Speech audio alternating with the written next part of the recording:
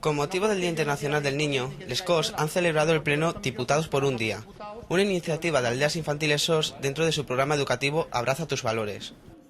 Más de 100 escolares de la comunidad han formulado una serie de compromisos y valores con el objetivo de afrontar la vida con generosidad y eficacia y construir así una sociedad mejor. Los centros escolares que han intervenido son el Colegio La Purísima de Beniarda, de Alicante, el Colegio Público Mestre Vicent Artero, de Castellón, y el Colegio Antonio Machado, de Valencia, cuya representación ha recaído respectivamente en los niños Lucía López, Montserrat Peris y Carlos Delgado. El acto ha consistido en la lectura desde la tribuna por parte de los niños de una serie de compromisos. Els alumnes dels col·legis de Benifato i la Puríssima de Beniardà han treballat el valor de la família. Tot seguit vaig a narrar la situació que va fer que Laura, una xiqueta de 13 anys, reflexionara y valorara la joya més preciada que tenim les persones. Hemos trabajado en clase sobre el valor de la familia.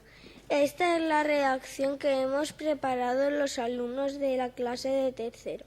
También se ha realizado una votación en la que los jóvenes diputados han elegido la opción que se comprometen a cumplir por unanimidad: querer siempre a la familia.